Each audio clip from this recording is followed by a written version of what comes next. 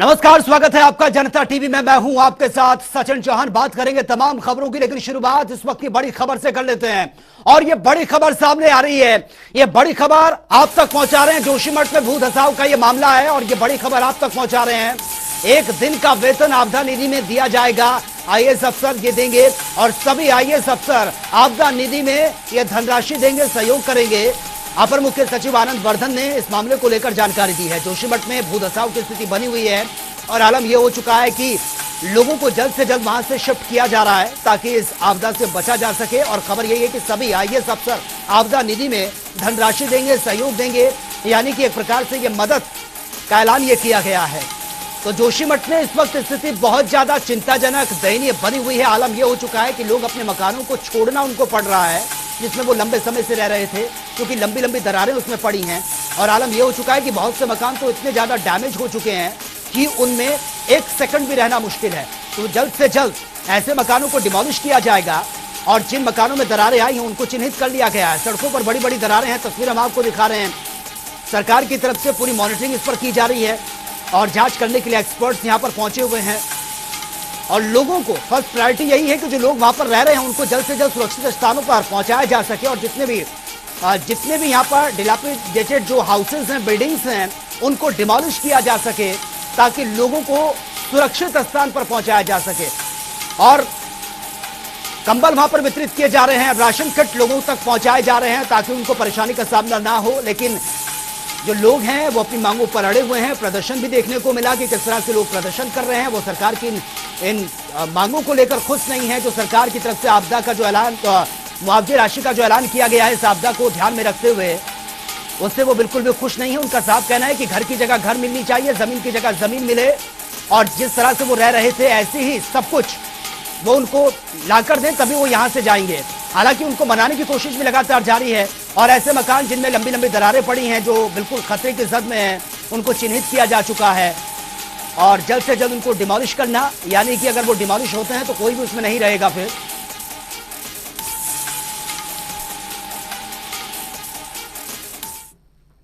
और वही बीजेपी प्रदेश अध्यक्ष बनने के बाद पहली बार गाजीपुर पहुंचे भूपेंद्र चौधरी। आगामी निकाय चुनाव और लोकसभा चुनाव के मद्देनजर कार्यकर्ताओं और जनप्रतिनिधियों संग उन्होंने बैठक की है। गाजीपुर में विधान परिषद सदस्यों को छोड़कर सभी 7 विधानसभा सीटों पर विपक्ष का कब्जा होने वाले सवाल पर कहा कि पूरे प्रदेश में बीजेपी का अच्छा प्रदर्शन रहा, लेकिन कुछ जिलों में अपेक्षाकृत प्रदर्शन नहीं हुए हैं। आपको बता दें कि अध्यक्ष जेपी नड्डा का भी 20 जनवरी को जनपद का दौरा होगा। वहीं कयास ये भी लगाए जा रहे हैं कि जिस तरह से सुभाषपा के राष्ट्रीय अध्यक्ष ओम प्रकाश राजभर बीजेपी के विचारों से प्रभावित हैं, फिर से बीजेपी में शामिल हो सकते हैं। प्रदेश अध्यक्ष भूपेंद्र चौधरी ने इस सवाल पर कहा है कि बीजेपी के विचारों से भी वो सहमत है और उन सभी का स्वागत है, लेकिन केंद्रीय पार्टी को लेना होगा।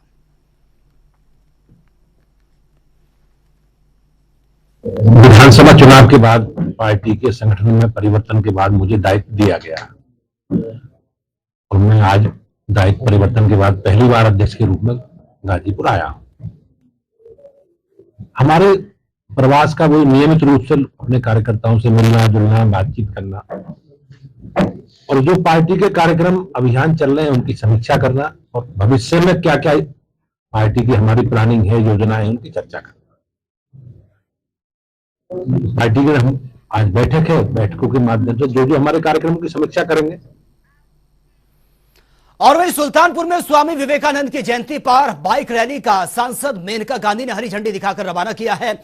और पूर्व में बाइक रखने वालों को पीएम आवास नहीं देने के बयान पर उन्होंने गुरुवार को यू टर्न ले लिया है। सांसद ने कहा कि एक महिला ने मेरी आंखें खोल दी हैं। उसने कहा कि ज्वेलरी बेचकर बच्चों के लिए बाइक खरीदी है जिससे वो आसानी से ट्यूशन जा सके और मेरा बस चले तो सभी लोगों को प्रधानमंत्री आवास की सौगात दे दूं।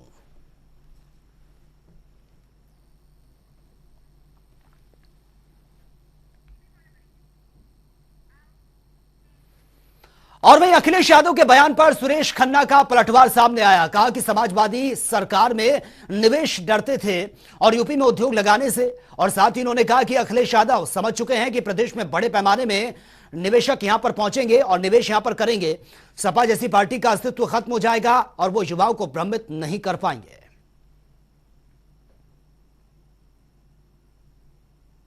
अखिलेश यादव जी ये समझ चुके हैं कि प्रदेश में बड़े पैमाने पर निवेश आएगा उद्योग लगेंगे, लोगों को रोजगार मिलेगा और समाजवादी पार्टी जैसी पार्टियों का पूरी तरीके से अस्तित्व ही समाप्त हो जाएगा। अब वास्तव में वो युवाओं को दिग्भ्रमित नहीं कर पाएंगे। मैं एक ही बात कहना चाहता हूं कि वो हमारे दौरे पर और इन्वेस्टमेंट के ऊपर सवाल उठा रहे हैं।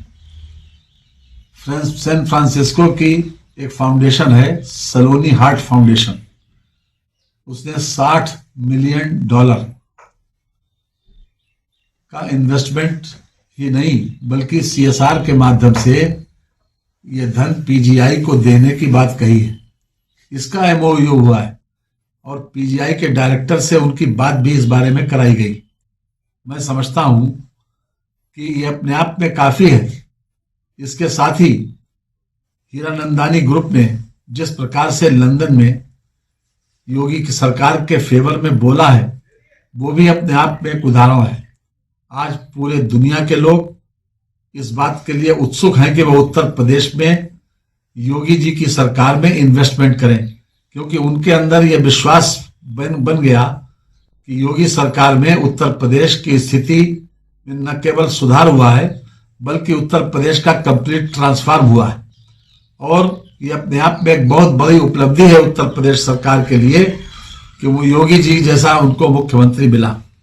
आज मैं विशेष रूप से कहना चाहता हूं कि दुनिया के इन्वेस्टर्स में और हिंदुस्तान के इन्वेस्टर्स में एक नया विश्वास जगा है और हर तरह से लोग उत्तर प्रदेश को सेफ्टी और सिक्योरिटी के पॉइंट ऑफ व्यू से बेहतर स्थान समझते हैं अपने आप में इन्वेस्ट करने के लिए। और वही संघ प्रमुख मोहन भागवत के बयान पर मचे घमासान के बीच सुभाषपा अध्यक्ष ने इसका समर्थन किया है। ओम प्रकाश राजभर ने कहा कि भारत का संविधान सबको संरक्षण देता है, यहां सभी लोग सुरक्षित हैं, किसी को भी डरने की जरूरत नहीं है। दरअसल आरएसएस प्रमुख ने मुसलमानों को लेकर कहा कि इस्लाम को देश में कोई खतरा नहीं है, लेकिन उन्हें हम बड़े हैं का भाव यह छोड़ना पड़ेगा। और भगवान के इस बयान, भागवत के इस बयान पर AIMIM प्रमुख असदुद्दीन ओवैसी समेत कई मुस्लिम धर्मगुरुओं ने इसका विरोध भी किया है।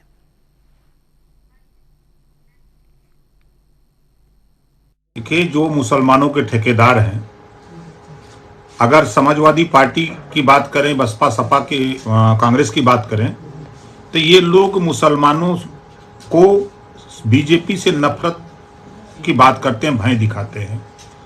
समाजवादी पार्टी कहती है गाजीपुर से गाजियाबाद तक हमारे झोरा में, बसपा कहती है कि आजमगढ़ से आगरा तक हमारे झोरा में, कांग्रेस कहती है कि बलिया से बांदा तक हमारे झोरा में, और पार्टियां कहती हैं कि पूरे 75 जिले के मुसलमान हमारे झोरा में। तो ये नफरत फैलाने का काम, मुसलमानों के बीच में बीजेपी के खिलाफ नफरत फैलाने का काम अगर किया तो सपा बसपा कांग्रेस या अन्य पार्टियों ने किया। उसी बात को संविधान के दायरे में आकर के मोहन भागवत जी ने जो बयान दिया है, संविधान किसी भी मजहब धर्म के खिलाफ कार्रवाई करने का अनुमति नहीं देता है।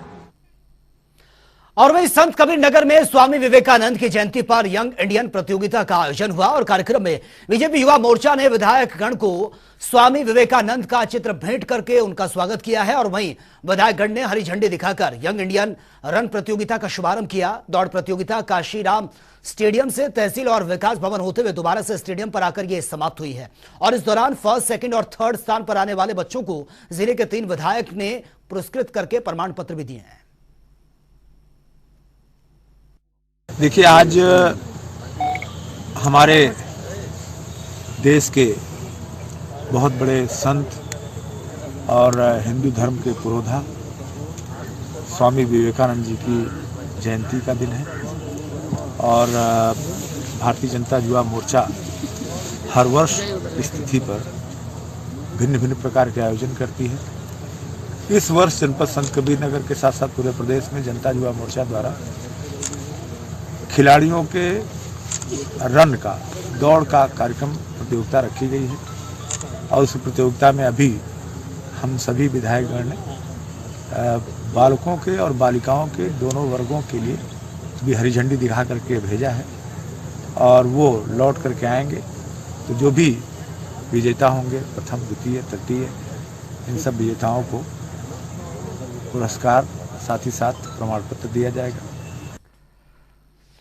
और वहीं प्रवीण तोगड़िया बरेली पहुंचे हैं। उन्होंने कहा कि जो संगठन अरब देशों में बैन है वो भारत में चल रहे हैं। जब मुस्लिम देशों में इन संगठनों पर बैन लगाया गया तो भारत में इन पर प्रतिबंध क्यों नहीं लगाया गया? हिंसा से जुड़े संगठनों पर प्रतिबंध लगना चाहिए। उन्होंने कहा कि उन पर क्यों प्रतिबंध नहीं लगाया गया, और इसलिए मेरा कहना है कि फंडामेंटल एक्टिविटी है उनकी, हिंसा से जुड़े हुए संगठनों पर प्रतिबंध लगना चाहिए।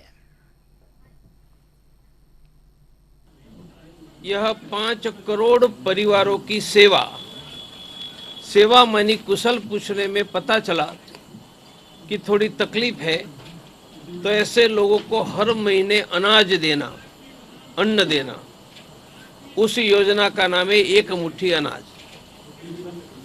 उनमें से किसी परिवार को मेडिकल प्रॉब्लम है और आर्थिक क्षमता नहीं है तो कहेंगे कि हमारा संपर्क करो, तब उनको मुफ्त में प्राइवेट का डॉक्टर उपलब्ध कराएंगे। जाएंगे तब शायद आवश्यकता नहीं होगी, पर वर्ष में कभी भी पड़े तो।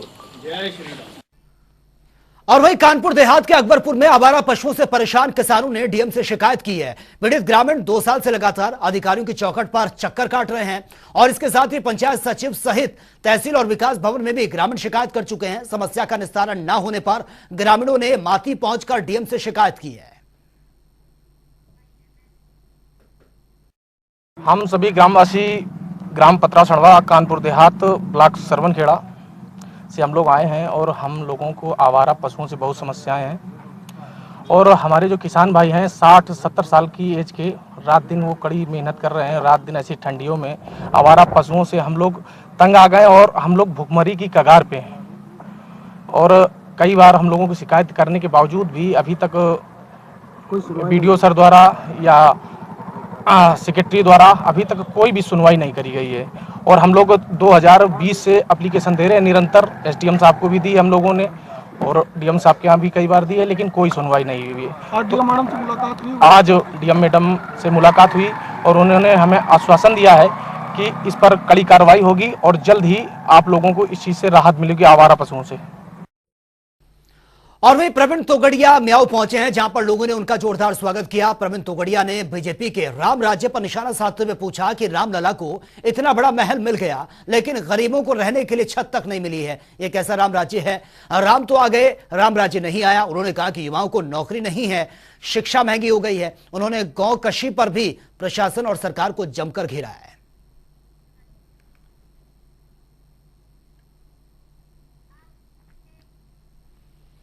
और वह यूपी रोडवेज की 12,000 बसों में अगले 6 महीने में vehicles location and tracking device लगाने की तैयारी शुरू कर दी गई है। निर्भया फंड से 51 करोड़ में लगाई जाने वाली इस डिवाइस से लोगों का सफर सुविधाजनक हो जाएगा। लोगों को ट्रेनों की तरह ही मोबाइल ऐप के जरिए बसों की लोकेशन मिलनी शुरू हो जाएगी और इसके साथ ही बसों में रिजर्वेशन कराने को भी उसकी लोकेशन का लिंक भेज दिया जाएगा।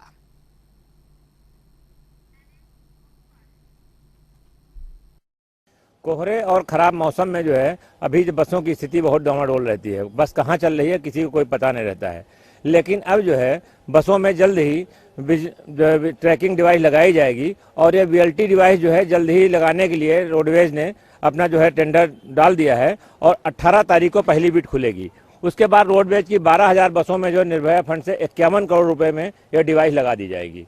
उसमें करीब 6 महीने का समय बताते हैं लगेगा और इस डिवाइस को PIS system, passenger information system से जोड़ा जाएगा और साथ ही इसको ऑनलाइन किया जाएगा। ट्रेनों की तर्ज पर जिस तरह ट्रेनों की पोजीशन जो है, लोग अभी ट्रेनों की पोजीशन पता करने के लिए अपने मोबाइल से पता कर लेते हैं, ऐसे ऐप के थ्रू जो बसों की पोजीशन भी जान सकेंगे और कौन सी बस कहाँ चल रही है, बस अड्डे पर किस समय पहुंचेगी और वो उसको पता चल जाएगा।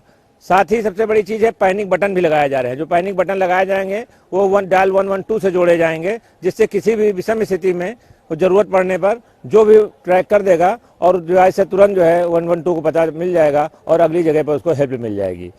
इसी तरह मंत्री ने कल ये भी कहा है कि प्राइवेट व्हीकल्स में भी जो कमर्शियल व्हीकल है उनमें भी डिवाइस लगाई जाए और उसके लिए सरकारी एजेंसियां उनकी मदद करेंगी।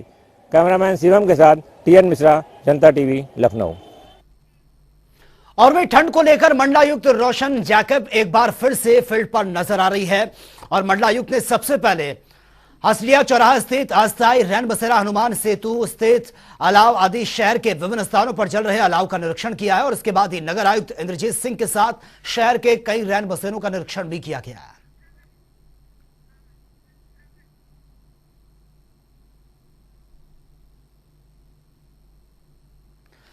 तो जरूरतमंदों को ये कंबल उपलब्ध करवाए जा रहे हैं। आधी रात में रोशन जैकेट निकली है फील्ड पर और भीषण शीतलहर और ठंडे से लोगों को राहत मिल सके, रैन बसेरों का निरीक्षण ये किया गया है। जरूरतमंद जो है उनको कंबल भी उपलब्ध करवाए गए हैं।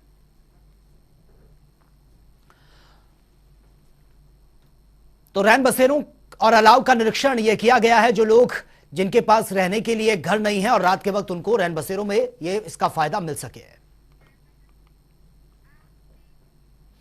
और वही राष्ट्रीय युवा दिवस के अवसर पर IRTDT सभागार में राष्ट्रीय निर्माण में युवा शक्ति की भूमिका को लेकर कार्यक्रम का आयोजन किया गया, जिसमें स्वास्थ्य मंत्री धन सिंह रावत, मेयर सुनील उनियाल गामा ने शिरकत की है। वहीं लोगों में बढ़ते नशे की लत को देखते हुए कलाकारों ने नुक्कड़ नाटक के माध्यम से नशे के दुष्प्रभाव को लेकर लोगों के सामने प्रस्तुत किया है। लोगों को एड्स जैसी गंभीर बीमारी और उससे बचाव के बारे में भी लोगों को जागरूक किया गया है। वहीं स्वास्थ्य मंत्री धन सिंह रावत ने कहा कि उत्तराखंड देश का पहला राज्य है जिसमें ब्लड डोनेशन का सर्वाधिक रजिस्ट्रेशन और डोनेशन हो रहा है। देखिए, सबसे पहले तो आज स्वामी विवेकानंद जयंती पे पूरे उत्तराखंड में हम सशक्त युवा और सशक्त भारत सशक्त उत्तराखंड का एक स्लोगन देके एक बहुत बड़ा अभियान चला रहे हैं। आज प्रभात फेरियां भी निकाली गए हैं, आज गोष्ठियां भी की गई हैं और ब्लड डोनेशन के कार्यक्रम में हमने 17 जगह में आयोजित किए हैं। इस साल अभी तक 1,24,000 लोगों ने ब्लड डोनेशन हमारे राज्य में किया है।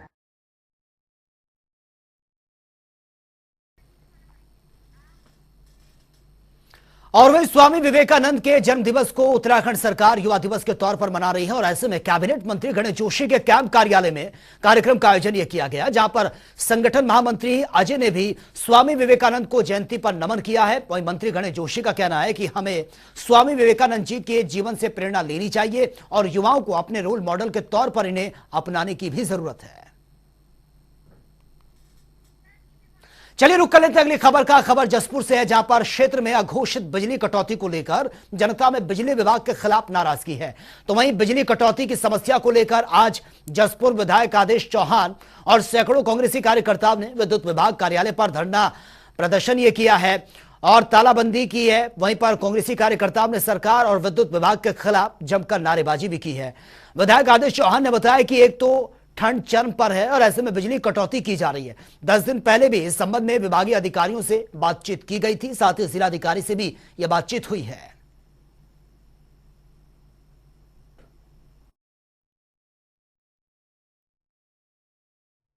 सीमा पे है। अभी लगभग 10 दिन पहले हम यहाँ पहले आए थे तो यहाँ एसडीओ से निवेदन किया गया, एमडी से फोन पर वार्ता हुई, डीजीएम से वार्ता हुई कि भाई हमें बिजली की कटौती कम से कम की जाए। भाई हम भी मानते हैं कि अगर उत्तराखंड में बिजली कम है तो उसकी व्यवस्था की जाए, उद्योगों की बिजली कुछ कम करी जाए। उसी को लेकर भी एक सप्ताह बाद हमने जो हमारे डीजीएम काशीपुर बैठते हैं उनका घेराव किया, उनसे भी निवेदन किया कि भाई इस व्यवस्था को बनाइए। लेकिन आज ग्रामीण क्षेत्र में 6 बजे से पहले बिजली भागी और 9:30 बजे के बाद आई। जोशीमठ धंस रहा है, लेकिन चमोली के प्रभारी मंत्री धन सिंह रावत समेत अन्य मंत्री क्षेत्र से गायब हैं और ऐसे में बीजेपी संगठन भी मंत्रियों के गायब होने से नाराज है। वहीं पिछले दिनों प्रदेश अध्यक्ष महेंद्र भट्ट को भी जोशीमठ क्षेत्र में आम जनता के गुस्से का शिकार उनको होना पड़ा। दूसरी तरफ देहरादून के कार्यक्रमों में व्यस्त चमोली जनपद के प्रभारी मंत्री धन सिंह रावत का कहना है कि वो आज ही जोशीमठ के लिए रवाना हो रहे हैं। प्रभारी मंत्री धन सिंह रावत के जोशीमठ से गायब होने पर विपक्ष ने भी जमकर निशाना साधा है। जोशी मठ के अंदर जो देवी आपदा आई है, उस देवी आपदा को सरकार जिस तरीके से हैंडल करने का काम कर रही है, उससे जोशीमठ और प्रदेश के लोगों में आक्रोश है। जो प्रभारी मंत्री है वही नदारत है। प्रभारी मंत्री के तो हालात ये है, स्थिति है, वो कभी किसी मिलते ही नहीं है। चुनाव जीतने के बाद, मंत्री की शपथ लेने के बाद जो जिस तरीके से नदारत है इस प्रदेश से, वो हालात बद से बदतर हैं। और एक हाकम सिंह रावत जेल में है तो बाहर कौन हाकम पैदा हो गया है। ऐसा इसलिए क्योंकि एक बार फिर से उत्तराखंड में एक बेहद ही महत्वपूर्ण परीक्षा का पेपर लीक हो गया और बड़ी बात यह है कि इस परीक्षा को लेकर बड़े बड़े दावे किए जा रहे थे। कहा गया था कि इस बार इलेक्शन मोड में ये परीक्षाएं होंगी, सब कुछ सीक्रेट होगा, चप्पे चप्पे पर निगरानी भी होगी। लेकिन हाकम सिंह रावत पार्ट 2 शुरू हो गया है और प्रदेश के युवाओं के साथ एक बार फिर से यह छलावा किया गया है। पटवारी परीक्षा का भी पेपर लीक होने की आशंका 4 दिन पहले यह जता दी गई थी और इस मामले में 4 लोगों को एसटीएफ ने गिरफ्तार कर लिया है। जानकारी के मुताबिक परीक्षा से एक दिन पहले पेपर हल करवा दिया गया था और बड़ी बात यह है कि उत्तराखंड लोक सेवा आयोग ने भी यह परीक्षा कराई थी। अब इस मामले में लोक सेवा आयोग, उत्तराखंड के सभी बड़े जिम्मेदारों ने इस पर चुप्पी साध ली है। पूर्व में यूके SSSC में भर्ती से संबंधित कुछ अनियमितताएं सामने आई थी। उसके परिप्रेक्ष्य में माननीय मुख्यमंत्री महोदय द्वारा जितने भी परीक्षा माफिया हैं जो पेपर लीक कराते हैं, उन लोगों के विरुद्ध जीरो टॉलरेंस की नीति अपनाने का निर्देश दिया गया था। इसमें माननीय डीजीपी महोदय द्वारा भी एसटीएफ को भी निर्देशित किया गया था कि जो भी परीक्षाएं आयोजित की जा रही हैं उस संबंध में सूचना संकलन किया जाए। अगर किसी प्रकार की अनियमितता की बात सामने आती है तो उस पर कार्रवाई की जाए। तो इसमें हमें गोपनीय रूप से सूचना प्राप्त हुई थी कि जो विगत 8 जनवरी को उत्तराखंड लोक सेवा आयोग द्वारा लेखपाल और पटवारी के पदों पर भर्ती के लिए परीक्षा आयोजित की गई थी। उसका प्रश्न पत्र कुछ अभ्यर्थियों को पूर्व में ही उपलब्ध कराया गया था।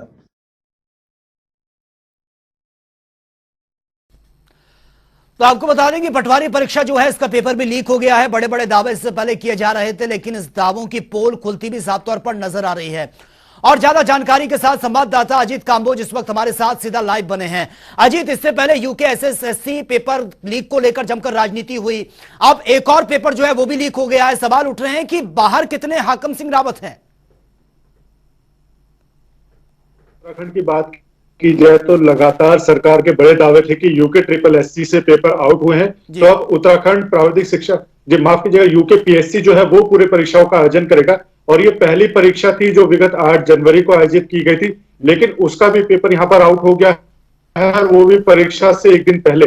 ऐसे में साफ जो सवालिया निशान खड़े होते हैं कि कैसे आप परीक्षा को संपन्न करा रहे हैं, आप फुल प्रूफ प्लान तैयार करने की बात करते हो, लेकिन परीक्षा से एक दिन पहले पेपर आउट हो जाता है और जिसकी जानकारी एसटीएफ को भी मिल जाती है। और एसटीएफ ताबड़तोड़ कार्रवाई करते हुए 2 दिन बाद ही 4 लोगों को अरेस्ट करती है, जिसमें यूके PSC के जो सीधे तौर पर संयुक्त अधिकारी हैं, वो सेक्शन ऑफिसर जो है अति गोपन विभाग के, वो गिरफ्त में आते हैं, जो अपनी पत्नी के माध्यम से पेपर को आउट कराने का काम करते हैं। तो एक बड़ा सवाल है कि सरकार का जो भी परीक्षा तंत्र है वो कैसे यहाँ पर निष्क्रिय हो जाता है।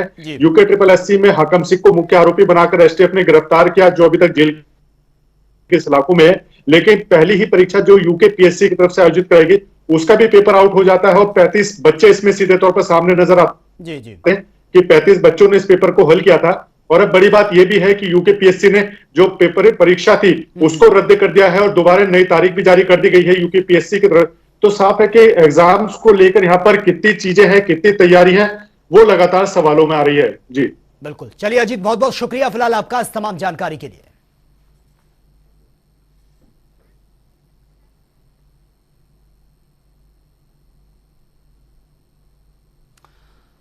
तो लगातार सवाल यहां पर खड़े हो रहे हैं। पटवारी परीक्षा का जो पेपर था वो भी लीक हो चुका है। संजीव चतुर्वेदी से 22 लाख रुपए भी बरामद किए गए हैं। पटवारी परीक्षा का पेपर लीक मामला सुर्खियां बटोर रहा है। कुल 35 छात्रों ने ये पेपर खरीदा था। तो चलिए अब बात कर लें तो 2 मिनट में 10 बड़ी खबरों की।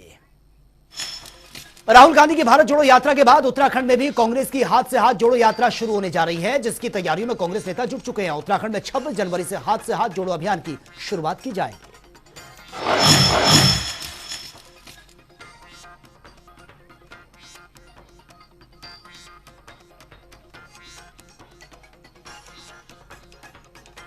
स्वामी विवेकानंद जयंती के मौके पर केंद्रीय रक्षा एवं पर्यटन राज्य मंत्री अजय भट्ट ने हल्द्वानी के जेल रोड चौराहे पर स्वामी विवेकानंद की मूर्ति का अनावरण किया। इस दौरान मेयर जोगेंद्र रौतेला ने कहा कि मुख्यमंत्री की घोषणा में जेल रोड चौराहे को स्वामी विवेकानंद चौराहा बनाए जाने की घोषणा यह की गई थी। तो फिलहाल इस बुलेटिन में मेरे साथ इतना ही, लेकिन तमाम खबरों के लिए आप बने रहिए जनता टीवी के साथ। नमस्कार।